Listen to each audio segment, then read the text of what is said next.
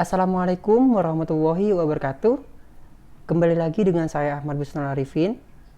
Pada kesempatan kali ini saya akan memberikan informasi kepada Bapak Ibu tentang Dupak KP April 2022. Ini saya informasikan untuk daerah Provinsi Jawa Timur. Pada KP April di sini, Dinas Pendidikan telah mengirimkan atau menginformasikan sebuah nota dinas yang akan saya bahas sebentar lagi. Akan tetapi, sebelum itu kita bahas, alangkah baiknya Bapak Ibu bisa like, komen, share, dan subscribe channel saya, serta berikan informasi ini kepada yang membutuhkan. Mari kita simak video berikut ini.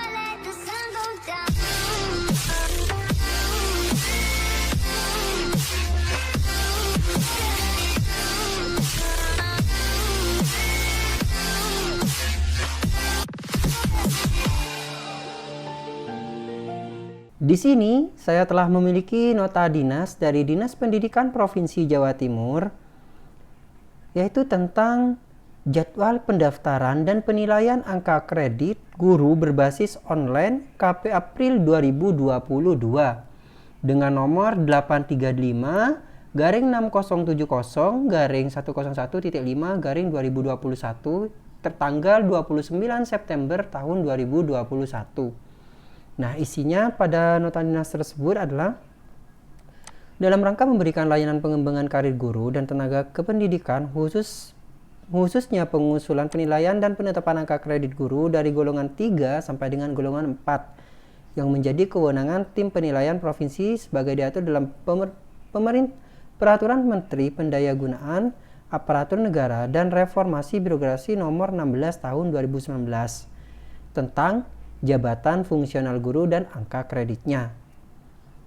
Nah, di sini khusus bagi guru dari golongan 3 sampai dengan golongan 4A. Kegiatan proses penilaian angka kredit guru dan tenaga kependidikan secara online diawali dengan sosialisasi pendaftaran, pengajuan Dupak dan verifikasi berkas Dupak di setiap wilayah cabang Dinas Pendidikan Provinsi Jawa Timur. Kemudian, berkenaan dengan hal tersebut diminta saudara menginformasikan kepada guru dan tenaga kependidikan yang berada di wilayah kerja saudara dengan memperhatikan rincian jadwal pelaksanaan sebagai berikut. Nah, di sini adalah rincian jadwal pelaksanaan untuk kenaikan atau Dupak KP April 2022. Jadi sebelum kenaikan pangkat, di sini Bapak Ibu kan harus memiliki PAK. Nah, proses PAK ini akan ditempuh melalui jalur ini Bapak Ibu. Jadi untuk kenaikan pangkat itu tidak serta-merta langsung mendapatkan SK kenaikan pangkat untuk guru. Tapi Bapak Ibu harus memiliki PAK terlebih dahulu. Proses PAK itu membutuhkan angka kredit. Nah, angka kredit itu diperoleh dari penilaian Bapak Ibu tentunya. Dan proses penilaiannya akan dilakukan saat ini. Nah, berarti saat ini adalah proses penilaian untuk kenaikan pangkat periode April 2022. Jadi, saat ini adalah untuk kenaikan pangkat atau proses PAK untuk tahun 2022. Itu yang perlu diperhatikan.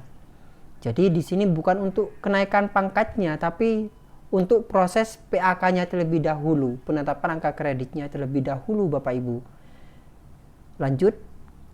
1. Sosialisasi pendaftaran. Pengusulan penilaian penetapan angka kredit secara online dapat dilakukan di masing-masing wilayah cabang Dinas Pendidikan di kabupaten kota. Sosialisasi pendaftaran ini bertujuan untuk bimbingan teknis pendaftaran sistem aplikasi pendaftaran SIM PAK sebelum secara resmi pembukaan pendaftaran Dupak. Guru dan tenaga kependidikan yang berkeinginan untuk mengajukan penilaian angka kredit atau sosialisasi ini akan dilaksanakan pada tanggal 4 sampai dengan 7 Oktober. Kemudian, pengusul harus mempersiapkan dokumen kelengkapan PAK sebelum daftar online dan dikirim ke cabang dinas masing-masing.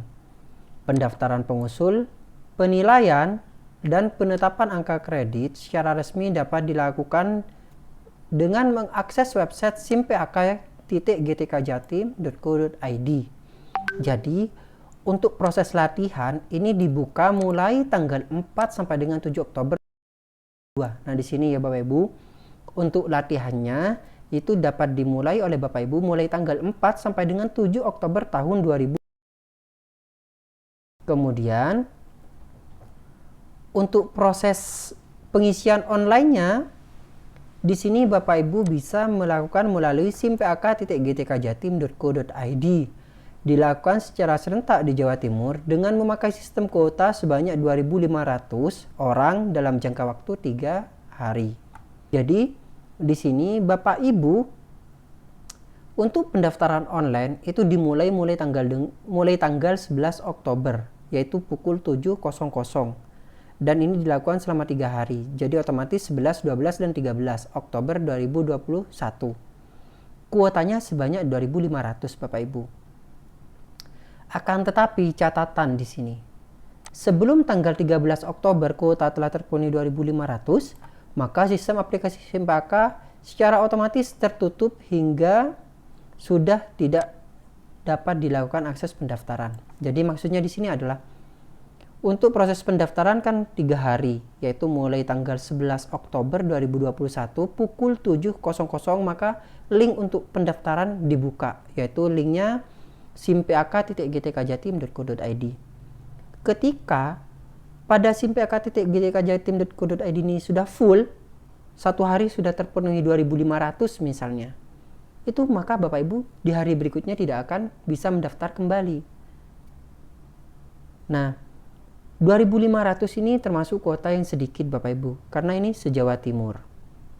Jadi Bapak Ibu pada hari pertama sudah siap-siap mulai dari pagi, yaitu pukul 7.00 untuk melakukan pendaftaran online. Untuk cara-cara pendaftarannya Bapak Ibu bisa lihat pada video tutorial pada channel ini juga. Nah, ketika Bapak Ibu sudah terpenuhi 2.500 dan Bapak Ibu tidak bisa atau tidak nututi, maka Bapak Ibu tidak bisa mendaftarkan untuk proses kenaikan pangkat ini. Jadi percuma Bapak Ibu mengumpulkan berkas tapi Bapak Ibu tidak terdaftar online, jadi percuma. Nah, kemudian Bapak Ibu di sini kan kuotanya sebanyak 2.500. Biasanya itu Bapak Ibu akan mengurangi kuota ketika berkas Bapak Ibu telah diverifikasi oleh cabang dinas. Ketika Bapak Ibu daftar online, tapi Bapak Ibu tidak mengumpulkan berkas dan tidak diverifikasi oleh cabang dinas, maka itu tidak mempengaruhi kuota. Bisa-bisa Bapak Ibu akan tergeser oleh yang lainnya. Jadi saran saya, pada hari pertama Bapak Ibu sudah siap ready berkasnya, dan kemudian pada hari itu juga Bapak Ibu dikumpulkan ke cabang dinas. Kenapa? Tujuannya Bapak Ibu agar memenuhi kuota 2.500 ini. Meskipun Bapak Ibu terdaftar online tapi tidak diverifikasi, percuma juga Bapak Ibu. Lanjut. Verifikasi berkas pendaftaran pengusul penilaian dilakukan oleh tim sekretariat cabang dinas masing-masing tanggal 14 sampai dengan 18. Nah, di sini Bapak Ibu meskipun tanggal 13 Bapak Ibu lakukan verifikasi pendaftaran itu bisa.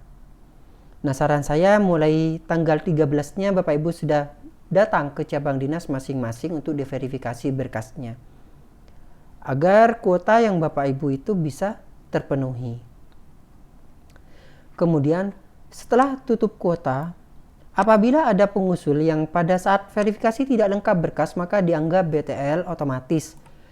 Pendaftar yang kedua langsung dibuka kembali mulai pukul 7 WIB dengan kuota sejumlah yang sudah di BTL secara otomatis. Maksudnya seperti ini Bapak Ibu. Jadi ketika tanggal 13 Oktober, nah tanggal 13 Oktober ini berkas sudah diverifikasi oleh cabang dinas dan pada berkas verifikasi dianggap ada yang kurang berkas oleh cabang dinas. Otomatis kan dilakukan penolakan oleh pihak cabang dinas. Maka sisa kuota penolakan itu akan menjadi kuota baru di tanggal 14 sampai dengan 18 Oktober 2021. Jadi berkas yang Bapak Ibu tadi ditolak itu bisa diusulkan kembali untuk dilengkapi. persyaratannya. Nah, apa saja berkas yang harus Bapak Ibu lampirkan? Nah, di sini bundle pertama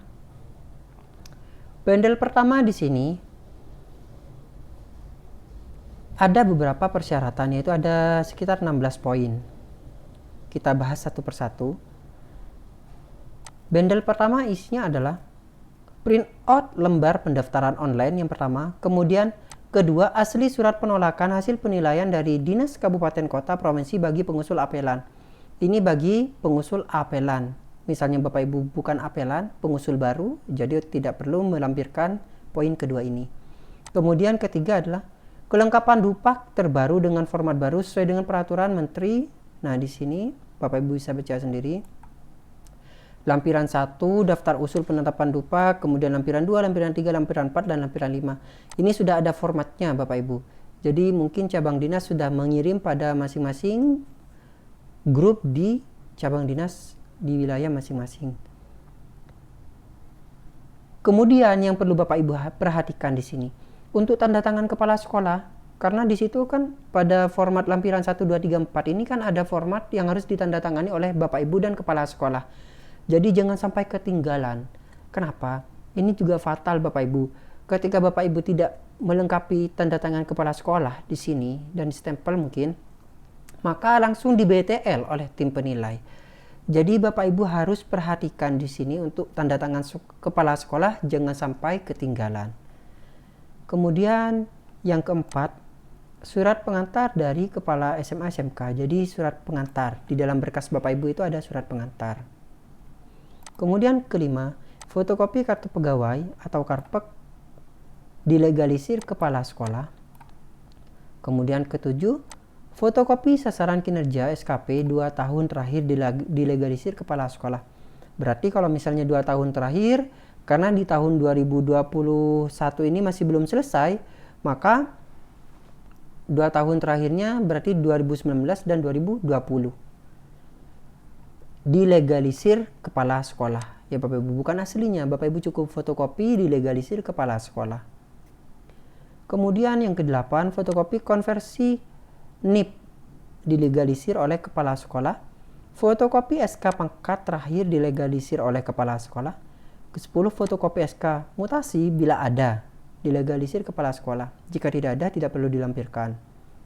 Fotokopi SK PAK terakhir, PAK sebagai dasar sesuai dengan SK kenaikan pangkat terakhir dilegalisir oleh kepala sekolah. Jadi fotokopi SK PAK terakhir Bapak Ibu legalisir kepala sekolah. SK impasing bila ada dilegalisir kepala sekolah. Fotokopi ijazah terakhir dan transkrip nilai dilegalisir perguruan tinggi yang mengeluarkan. Nah, ini dilegalisir perguruan tinggi yang mengeluarkan bila Bapak Ibu mengusulkan kenaikan pangkat atau ijazah baru pada kenaikan pangkat ini. Jika belum, Bapak Ibu bisa fotokopi atau legalisir oleh kepala sekolah. Maksudnya misalnya ijazahnya itu sudah pernah masuk pada kenaikan pangkat, maka cukup legalisir oleh kepala sekolah. Tidak perlu dilegalisir oleh perguruan tinggi. Tapi misalnya Bapak Ibu mengusulkan S2, maka wajib dilegalisir oleh perguruan tinggi. Kemudian bila mengajukan ijazah baru dengan ketentuan sebagai berikut. Nah, ini Bapak Ibu, misalnya Bapak Ibu mengusulkan ijazah baru. Bagi yang biaya mandiri, melampirkan fotokopi surat izin belajar keterangan memiliki ijazah. Bagi tugas belajar, fotokopi surat tugas belajar, SK pemberhentian sementara dalam jabatan, dan SK pengangkatan kembali dalam jabatan. Dilegalisir oleh BKD Provinsi Jawa Timur. Jadi bukan dilegalisir oleh kepala sekolah, melainkan dilegalisir oleh BKD Jawa Timur untuk tugas belajar dan izin belajarnya. Fotokopi sertifikat pendidik, kemudian kenaikan pangkat dari penata muda 3A ke penata muda tingkat B harus melampirkan SK jabatan fungsional. Jadi kenaikan pangkat 3A ke 3B itu wajib melampirkan SK jabatan fungsional. Kemudian catatan di sini Bapak Ibu, bagi yang mengusulkan jabatan pertama harus ditambahkan kelengkapan berkas sebagai berikut. Ini bagi yang pengusulan SK jabatan pertama, yaitu fotokopi ijazah yang dipakai dasar pengangkatan CPNS dilegalisir perguruan tinggi. Di sini, fotokopi STTPL prajabatan dilegalisir oleh kepala sekolah. Fotokopi STTPL induksi dilegalisir oleh kepala sekolah. Jadi Bapak Ibu harus memiliki sertifikat induksi yang dilegalisir nantinya oleh kepala sekolah. Sertifikat induksi ini diterbitkan oleh Provinsi Jawa Timur dengan tanda tangan Kepala Dinas Pendidikan Provinsi Jawa Timur. Kemudian fotokopi SK CPNS dan fotokopi PNS. Ini bagi pengusul pertama. Jadi bagi pengusul pertama, Bapak Ibu masih ingin mengusulkan jabatan pertama, maka harus melampirkan berkas yang ini. Kemudian lanjut ke bendel kedua. Untuk bendel kedua Bapak Ibu, jadi untuk berkas usulan PAK itu ada dua bendel, yaitu bendel pertama dan bendel kedua. Bendel pertama itu untuk administrasi, bendel kedua itu biasanya untuk PKB Bapak Ibu. Kita lanjut. Yang pertama adalah print out online, pendaftaran online. Tutorialnya sudah saya sertakan pada channel ini juga. Kelengkapan dupak sama dengan bendel pertama, ini harus dilampirkan pada bendel kedua. Kemudian bukti fisik kegiatan pembelajaran yang dilaksanakan sesuai dengan masa penilaian yang diajukan. Dibuktikan dengan fotokopi hasil penilaian PKG guru, lengkap lembar pengamatan penilaian, reka penilaian lampiran 1A sampai dengan D setiap tahun dilegalisir oleh kepala sekolah. Jadi PKG Bapak Ibu itu lengkap ya Bapak Ibu, karena ada yang hanya mengumpulkan di rekapannya saja, ada seperti itu. Yang diminta oleh Dinas Pendidikan adalah lengkap, mulai dari poin per poinnya itu Bapak Ibu kan mengisi checklist, mulai dari situ lampiran 1A sampai dengan 1D itu lengkap Bapak Ibu masukkan. Dan ini sesuai dengan masa penilaian yang Bapak Ibu ingin dinilai. Kalau misalnya yang sudah ternilai tidak perlu dilampirkan kembali pada bendel kedua ini. Kemudian yang keempat adalah fotokopi SK pembagian tugas mengajar tiap semester dilegalisir oleh kepala sekolah. Kelima, fotokopi SK pembagian tugas tambahan tertentu dilegalisir oleh kepala sekolah. Bukti fisik pengembangan keprofesian berkelanjutan. Nah, ini PKB-nya Bapak Ibu. Poin 6.1, pengembangan diri PD dilengkapi laporan kegiatan sesuai dengan kaidah penulisan buku 4 dan dilampiri fotokopi surat tugas, fotokopi sertifikat legalisir kepala sekolah. Nah, di sini untuk PD bukan hanya sertifikatnya yang dilampirkan, tapi beserta laporan dan foto kegiatannya Bapak Ibu lampirkan di sini. Jadi ada guru yang hanya melampirkan sertifikat itu tidak akan dinilai Bapak Ibu. Jadi harus dilampirkan dengan laporan kegiatan yang Bapak Ibu lakukan. Kemudian publikasi ilmiah berdasarkan golongan dan jabatan sesuai dengan kaidah penulisan buku 4. Karya inovatif atau KI dilengkapi dengan laporan kaidah penulisan buku 4. Di situ untuk PKB-nya ini perlu diperhatikan. Bapak Ibu cek kembali. Misalnya ada yang salah, mungkin apelan, apa yang perlu diperbaiki langsung Bapak Ibu perbaiki. Kemudian ketujuh, fotokopi bukti fisik unsur penunjang tugas guru dan atau kepala sekolah dilegalisir atasan langsung. Semua bukti fisik yang diajukan untuk penilaian. Jadi poin ke-8 ini ya semuanya itu sudah berkas Bapak Ibu.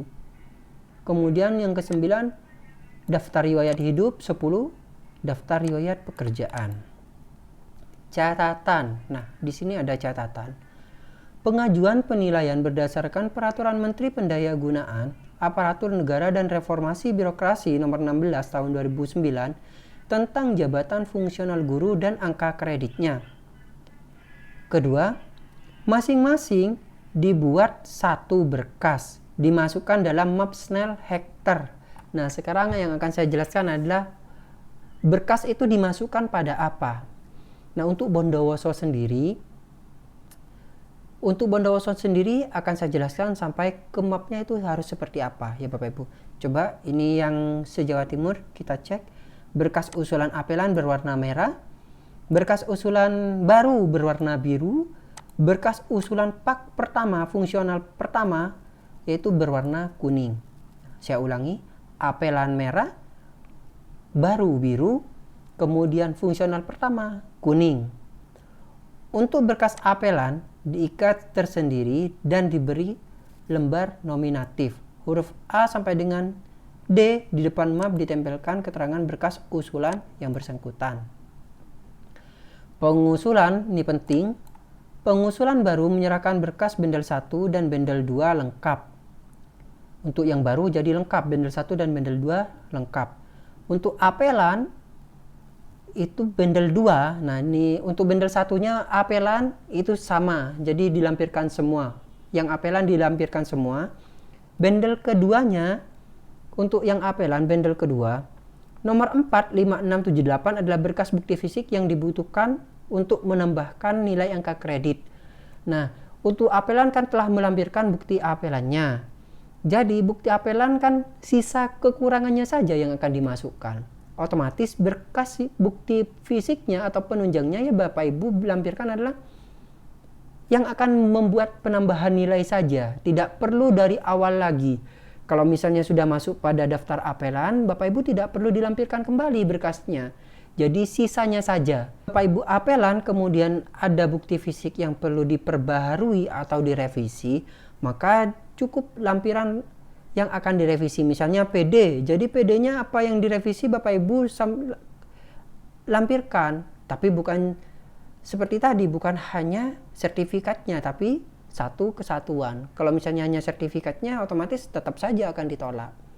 Begitupun berikutnya, misalnya pada publikasi ilmiah, contohnya, atau karya inovatif, misalnya Bapak Ibu pada publikasi ilmiah, misalnya kurang surat apa namanya ya, daftar isi, misalnya suatu contoh, bukan daftar isinya saja yang dimasukkan, tapi satu kesatuan itu ditambah dengan daftar isi, seperti itu Bapak Ibu. Nah, sekarang untuk mapnya, untuk Bondowoso akan saya tekankan warna mapnya adalah warna merah, kemudian berkas usulan baru warna biru, untuk PAK pertama berwarna kuning. Nah, di sini untuk Bondowoso lampirkan berkas untuk listnya ya Bapak Ibu, list berkas dupaknya seperti ini. Bendel 1 apa. Nah, di sini print out di sini yang Bapak Ibu lampirkan adalah lampiran yang di sini, yang di edaran Bapak Ibu tindihkan saja langsung. Di sini copy paste. Bapak Ibu copy di sini. Nah, copy dari sini sampai ke bawah di copy, kemudian Bapak Ibu pastekan ke format ini. Bendel 1 ya bendel 1, persyaratan bendel 1. Kemudian bendel 2 ya persyaratan bendel kedua. Nanti akan ditandatangani oleh verifikator di cabang dinas. Kemudian di masing-masing map, di misalnya bendel 1 untuk Bondowoso, kemudian untuk yang lembaga lain atau kabupaten lain monggo terserah. Tapi untuk Bondowoso pada masing-masing map, pada masing-masing usulan, Bapak Ibu kasih keterangan ini ya Bapak Ibu. Jadi dikasih sekat, biar mempermudah kami dalam proses verifikasi berkasnya. Misalnya print out pendaftaran online, kemudian kedua, misalnya di sini apa? Surat penolakan. Nah, setelah bendel pertama, Bapak Ibu kasih sekat, kedua, di sini dirubah poin 2 dengan print out apa? Hasil penilaian angka kredit HPAK-nya. Nah, ditulis di situ. Di sini diganti. Ininya Bapak Ibu ganti apa? Ini kan hanya contoh. Di sini kan hanya contoh. Jadi Bapak Ibu ini ganti. Diganti dengan materi yang di sini. Ini copy, kemudian pastekan di sini. Nah, seperti itu. Misalnya contoh ya Bapak Ibu, print out lembar online. Nah, Bapak Ibu copy, kemudian pastekan di sini untuk yang satu. Nah, seperti ini. Kemudian yang kedua, apa poinnya? Ini dirubah kedua, poinnya apa?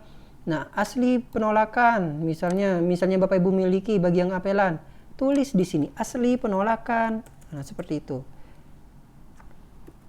Meskipun di sini hanya satu lembar, Bapak Ibu kasih sekat agar mempermudah kami saat proses memverifikasi. Dan pada masing-masing sekat ini Bapak Ibu kasih apa itu ya, sejenis stick note. Jadi kasih stick note di pinggirnya. Jadi enak kita untuk memverifikasinya. Tidak perlu mencari berkas apa, seperti itu. Ini untuk proses di pemberkasannya ya Bapak Ibu. Kemudian snellnya.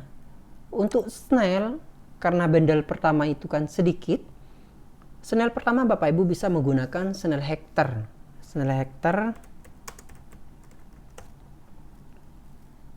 Jadi Bapak Ibu bisa menggunakan snell hektar yang seperti ini sesuai dengan jenis usulan tentunya. Misalnya apelan ya warna merah seperti itu. Nah, untuk bundle pertama kan tipis. Jadi Bapak Ibu bisa menggunakan snell hektar seperti ini, disusun, dikasih sekat. Kemudian bundle kedua, karena bundle kedua tebal, jadi bundle kedua menggunakan snell hektar ini juga. Hanya saja misalnya seperti buku-buku kan tidak mungkin dimasukkan pada snell hektar ini, maka Bapak Ibu bisa pisah.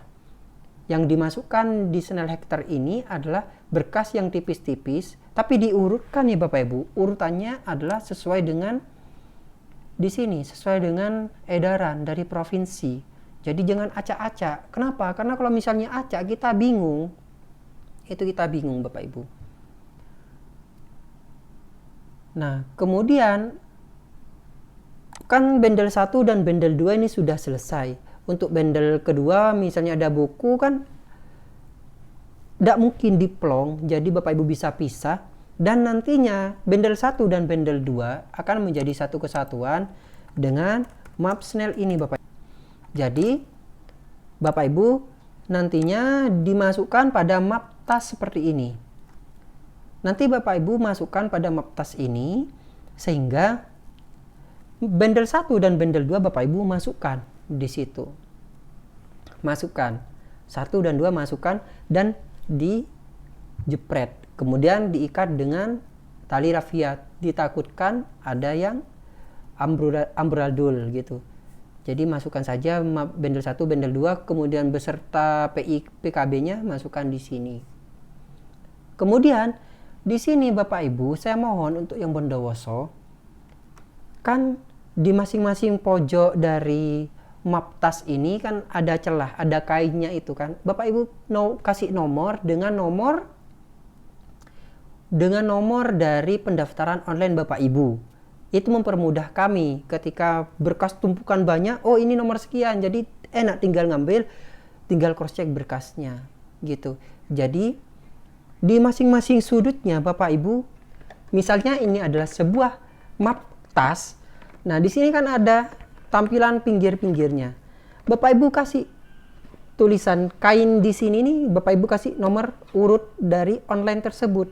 Misalnya 69, 69, 69, 69, kemudian di depan dikasih stiker.